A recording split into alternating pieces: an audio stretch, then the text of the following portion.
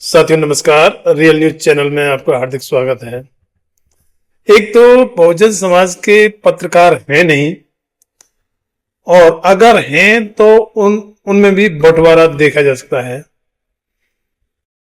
मायावती और चंद्रशेखर आजाद के बीच बड़ा तगड़ा बंटवारा बहुजन पत्रकारों का हो रखा है, और पत्रकार भी उसी तरीके से बटे हुए हैं जैसे दोनों पार्टियों के बड़े नेता आपस में उनका व्यवहार है।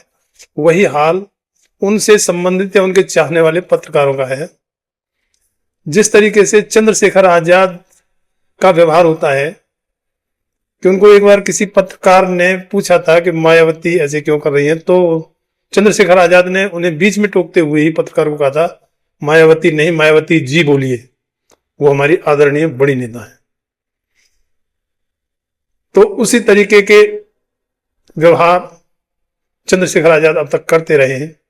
लेकिन दूसरी तरफ बहुजन समाज पार्टी की बड़ी नेता बहन कुमारी मायावती जी चंद्रशेखर आजाद को फूटी आंख देखना नहीं चाहती, और उनके दूसरे नंबर के बड़े नेता जो उनके भतीजे हैं, उनका जब भी कोई वास्ता पड़ता है चंद्रशेखर आजाद से तो वो अपमानित करके ही बात करते हैं।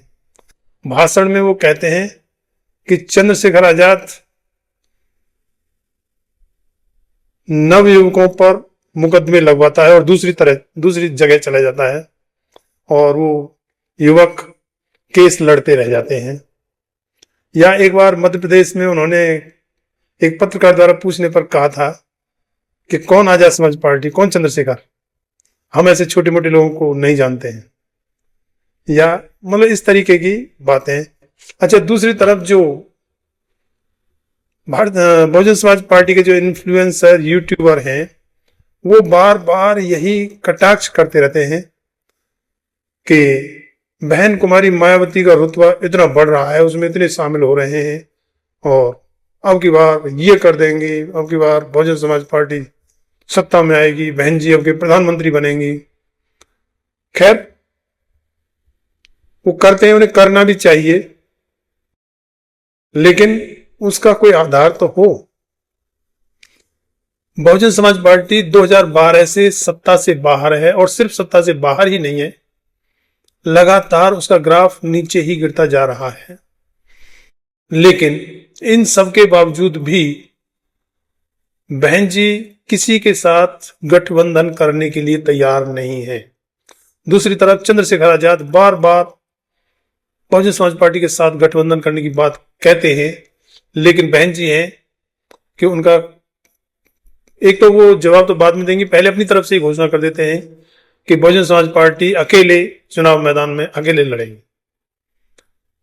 जबकि आज का जमाना ऐसा है कि बगैर गठबंधन के कोई भी पार्टी सत्ता में नहीं आ सकती, ये सबको पता है।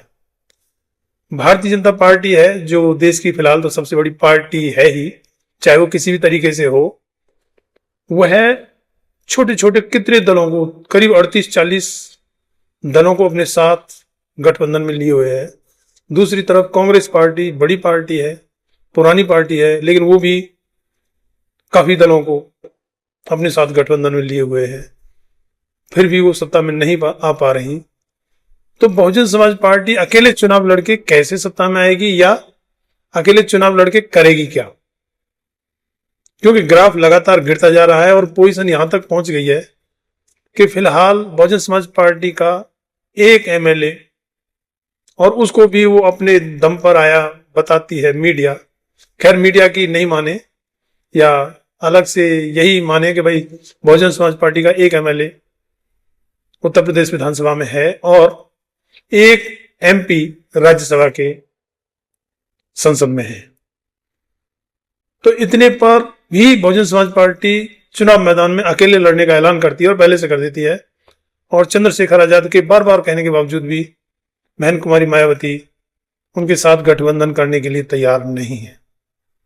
और उसके बावजूद भी उनके जो चाहने वाले हैं, इन्फ्लुएंसर हैं, यूट्यूबर्स हैं, जो ज्यादातर बहुजन समाज के ही होते हैं, वो बड़ी बड़ी डींगे हाँकते हैं कि इस बार सत्ता में होगी बहुजन समाज पार्टी।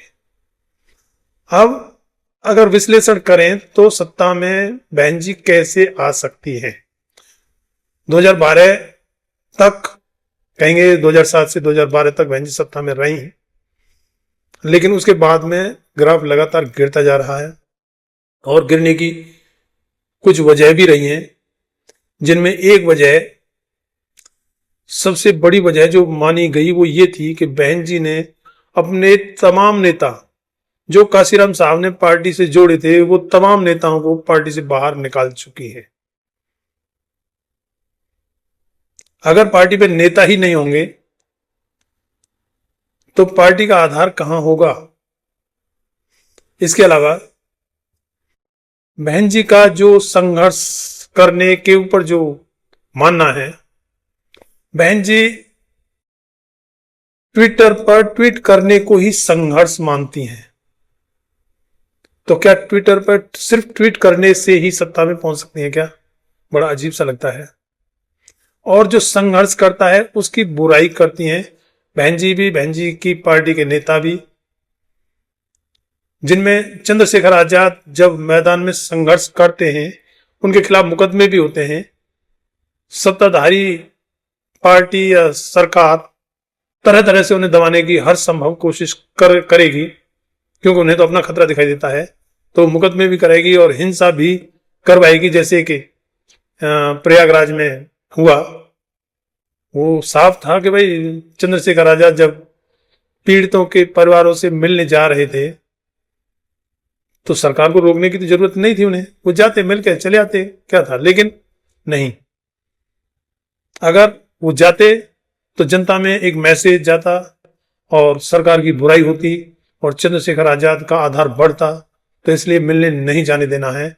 और साथ में प्रोपेगेंडा करके, जैसा कि चंद्रशेखर आजाद जी ने बताया कि साजिश करके वो हंगामा करवाया गया था।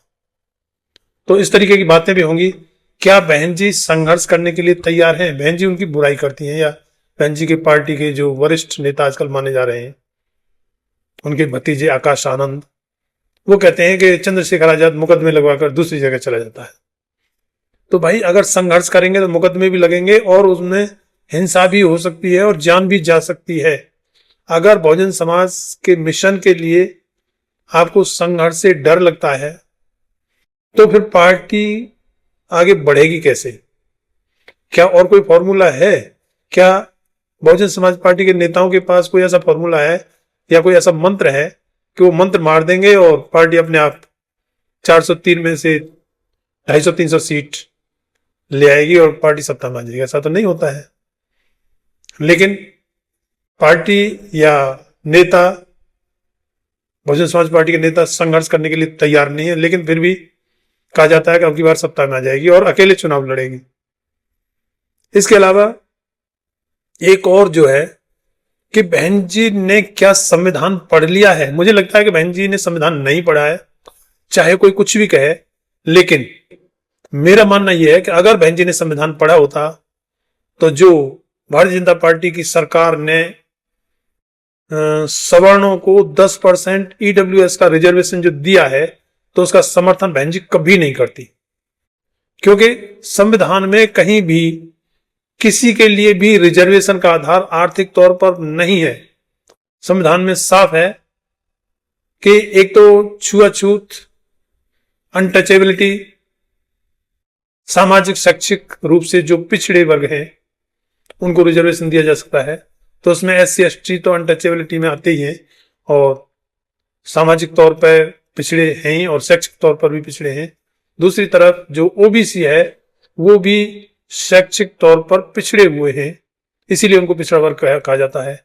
तो उसमें आर्थिक तौर पर तो कहीं भी संविधान में रिजर्वेशन का प्रोविजन नहीं है। जबकि भारतीय जनता पार्टी के द्वारा लाए गए EWS के 10% आरक्षण का समर्थन बहन जी ने किया था। वो पता नहीं बहन जी ने क्यों किया था, ये आप लोग सोच सकते हैं, जबकि नहीं करना चाहिए था। हालांकि बहन जी के समर्थन करने या ना करने से कुछ होना नहीं था, उनके पास बहुमत पहले से था। लेकिन जो सैद्धांतिक तौर पर हमें या हमारी नेता या हमारी पार्टी बहुजन समाज पार्टी और उनकी नेता बहन कुमारी मायावती को उसका विरोध करना चाहिए था। और अगर बहन जी उस समय विरोध करती तो शायद ये रिजर्वेशन होता भी नहीं, क्योंकि उस समय बहन जी के पास अपना काफी दम था। उसके अलावा बहन जी किसी से मिलने के लिए तैयार नहीं, किसी पार्टी के नेता से बात करने के लिए तैयार नहीं, या अपनी पार्टी के लोगों से भी मिलने के लिए तैयार नहीं।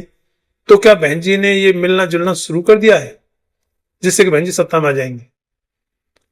क्योंकि बताया जाता है कि बहन जी से सिर्फ सतीश चंद्र मिश्रा ही मिल सकते हैं, और सतीश मिश्रा जिसको रिकमेंड करेंगे वही बहन जी से मिल सकता है, अन्यथा कोई बहन जी से नहीं मिल सकता। तो सत्ता में बहन जी कैसे आएंगी समझ में नहीं आता। शायद इन्फ्लुएंसर्स जो हैं, यूट्यूबर्स जो बहुजन समाज के हैं, जो बहुजन समाज पार्टी की बहुत तारीफ करते हैं, शायद उन्हें पता हो कि बहन जी किस तरीके से और कैसे सत्ता में आएंगे। अब ये छोटे बड़े नेता जो रोज इधर उधर दल बल बदलते रहते हैं, सीट के लिए उन्हें कहीं ना मिले तो वहां अपना नाम लिखवा देते हैं, एक बार वहां हाजिर लगा देते हैं। उनको ये मानते हैं कि पार्टी बढ़ रही है। अरे भाई, ये बढ़ नहीं रही है, वो अपना चुनाव लड़ने का आधार बना रहे हैं कि और कहीं से टिकट नहीं मिलेगी तो वहां से मिल जाएगी, बस इतना सा है और कुछ नहीं है। अच्छा, जब बहन जी संघर्ष करने के लिए तैयार नहीं, बहन जी के नेता संघर्ष करने के लिए तैयार नहीं, और नेताओं का मानना यह है कि संघर्ष नहीं करना है, संघर्ष करने वाले तो युवकों पर केस लगवा देते हैं, और बहन जी किसी से मिलने के लिए तैयार नहीं। और सबसे पहले और सबसे बड़ी जो बात है, बहन जी जो नरेंद्र मोदी हैं, जब वो गुजरात के मुख्यमंत्री थे तब बहन जी उनका प्रचार करने के लिए गुजरात गई थी। हालांकि बहन जी ने जो सरकार भारतीय जनता पार्टी के साथ मिलकर बनाई तो वो तो एक अलग बात है और वो गलत नहीं कही जा सकती, क्योंकि उसमें तो अकेले अगर सत्ता में नहीं आना है तो बेशक भारतीय जनता पार्टी के साथ ही सत्ता में पहुंचने का मौका तो मिला, उसको खैर गलत नहीं माना जा सकता। लेकिन नरेंद्र मोदी जी के लिए प्रचार करने, भारतीय जनता पार्टी के नेता के लिए प्रचार करने गुजरात तक बहन जी गई, तो क्या वो गलती मानती हैं या उसको गलती नहीं मानती? और आगे भी उनका जाने का इरादा बरकरार है। आगे का भारतीय जनता पार्टी के लिए प्रचार करने के लिए गुजरात में जाना तभी तो आगे के लिए रुकेगा। अगर पिछली बात को गलती मानेंगी, अगर पिछली बात पर गलती नहीं मानती तो इसका मतलब साफ है कि वो आगे भी भारतीय जनता पार्टी के नेताओं के लिए प्रचार करने के लिए गुजरात तक जाने को अभी भी तैयार है। सैद्धांतिक तौर पर तो यही माना जाएगा और होना भी चाहिए। लेकिन उसके बावजूद भी शोर शराबा तो पूरा है। अब ये यूट्यूबर्स कैसे इस बात को मानते हैं कि पार्टी सत्ता में आएगी, पार्टी बढ़ रही है, पार्टी का ये हो रहा है? मेरे जो समझ में आया वो सिर्फ इतना सा है कि 2012 के बाद में, चलो 2017 का जो चुनाव लड़ा या 2014 का जो चुनाव लड़ा, उसमें तो बहन जी को उम्मीद थी कि सत्ता में आने की और पार्टी ठीक ठाक प्रदर्शन करने की उम्मीद थी। लेकिन उसके बाद में 2017 के बाद में जो भी चुनाव बहन जी लड़ रही हैं तो उसमें ज्यादातर ये होता है कि बहुजन समाज पार्टी और उसके नेता चुनाव से पहले खूब हो हल्ला करते हैं, पार्टी सत्ता में आएगी, पार्टी सत्ता में आएगी और बहन जी प्रधानमंत्री बनेंगे। ये इस तरीके का शोर मचा के शायद टिकट चाहने वाले ज्यादा आ जाते होंगे, अन्यथा इसके अलावा और कोई मकसद दिखाई नहीं देता। आज की पोजीशन साफ दिखाई दे रही है कि बहन जी सत्ता में कितना प्रदर्शन कर पाएंगी या कितने एमएलए 2027 में ला पाएंगी, बड़े दूर की कौड़ी लग रही है। और 2, 4, 10, 20 या ले भी में तो उससे कुछ होना नहीं है। लेकिन फिर भी पार्टी के लिए इतना हो हल्ला तो कुछ समझ में नहीं आता है। इसके अलावा बहन जी ने जो अपनी पर्सनल प्रॉपर्टी बनाई है, जैसे बताया जाता है कि भाई दिल्ली में सरदार पटेल मार्ग पर 850 करोड़ का बंगला खरीदा है या और भी जितनी भी संपत्तियां हैं, तो बहन जी को अपनी पर्सनल संपत्ति बनाने की क्या जरूरत पड़ गई थी? समाज ने जो बहन जी को चंदा दिया या जो भी मदद की वो पार्टी के लिए की, बहन जी के लिए स्पेशली या पर्सनली तो नहीं। तो क्या बहन जी पर्सनल संपत्ति को पार्टी के कामों में लगाने की इच्छा रखती हैं? इससे भी हो सकता है कि भाई जो संपत्ति पर्सनल बनाई है उस संपत्ति को बेच के पार्टी के कामों में लगाए तो शायद पार्टी का कुछ उद्धार हो जाए, तो शायद वो भी इच्छा नहीं लगती है। तो फिर पार्टी बढ़ेगी कहां से? मेरा मानना यही है कि पार्टी के नेता सिर्फ खाने वाले हैं, उनको मिशन से कुछ नहीं लेना देना। चुनावों से पहले शोर शराबा मचाते हैं, पार्टी के चाहने वाले आते हैं तो पार्टी को पैसा भी देते हैं और विभिन्न स्तरों पर जो पैसा मिलता है उससे पार्टी के नेताओं का या वर्करों का काम चल जाता है और उसी को वो मिशन समझ लेते हैं। अब पार्टी पैसा लेती है, इसके लिए कितनी बार शिकायतें हुई, कितनी बार शोर शराबे मचे, और एक दो को तो पर्सनली मैं भी जानता हूं कि टिकट के बदले जिन्होंने पैसे दिए और जब टिकट काट के दूसरे को दे दिया तो उस पर काफ़ी शोर शराबा मचा, मीडिया में भी ये शोर मचा। तो इस तरीके से इसके अलावा और बहुजन समाज पार्टी का कोई मकसद दिखाई नहीं देता कि वो मिशन के लिए कोई काम कर रहे हैं, क्योंकि किसी पीड़ित के लिए तो कभी खड़े होते नहीं। अब देखा देखी एक आध घटना पर प्रदेश अध्यक्ष बहुजन समाज पार्टी के जो है वो जाने लगे हैं, लेकिन वो भी फॉर्मेलिटी निभा रहे हैं। वो जाके भी कोई लड़ाई और वो नहीं लड़ते जिस तरीके से आज़ाद समाज पार्टी और भीम आर्मी के लोग मैदान में डटते हैं और उसके लिए लड़ाई लड़ते हैं। तो इस तरीके का तो कोई मिशन बहुजन समाज पार्टी का है नहीं। तो और बहुजन समाज पार्टी मिशन में चला क्या रही है, मिशन में कर क्या रही है? वो कहते हैं हम मिशन चला रहे, मिशन में कर क्या रहे हो भाई?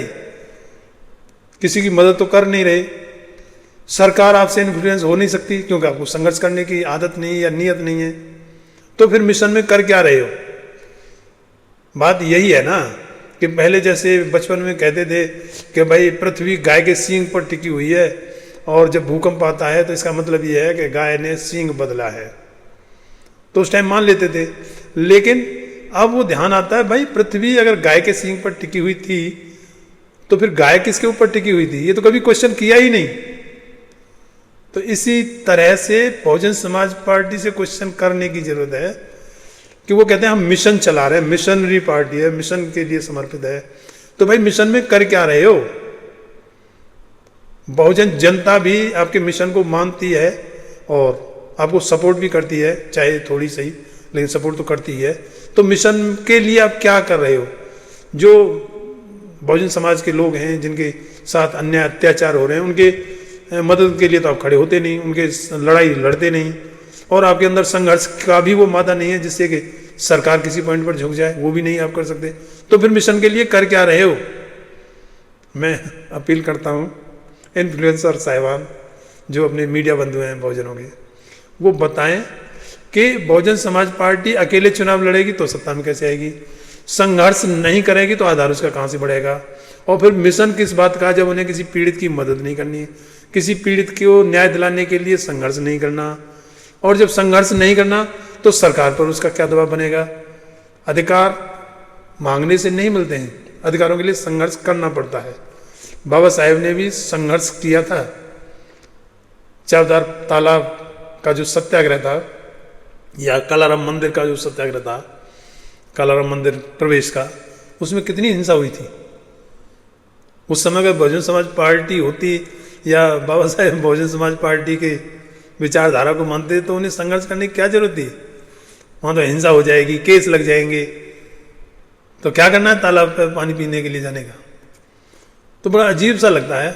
मीडिया बंधुओं से भी अपील है, नेताओं से भी अपील है कि वो अपना कुछ बताएं कि मिशन में वो कर क्या रहे हैं और सत्ता में कैसे आएंगे अकेले चुनाव लड़के। खैर, इस वीडियो में इतना ही। वीडियो अच्छा लगा हो, तर्कशील हो, जो मुद्दे उठाए हैं उनके बारे में आपका क्या सोचना है, आप अपनी राय जरूर दें। वीडियो को लाइक, शेयर और चैनल को सब्सक्राइब जरूर करें। इसी तरीके के मुद्दे आगे भी उठाते रहेंगे और अपनी बहुजन समाज पार्टी बहुजनों की पार्टी तो है ही, शायद उनको इस बात की अकल आ जाए कि मिशन के लिए तो संघर्ष तो जरूरी है, तो इस बात को ज़्यादा से ज़्यादा लोगों तक पहुंचाएं। धन्यवाद। जय भीम, जय भारत।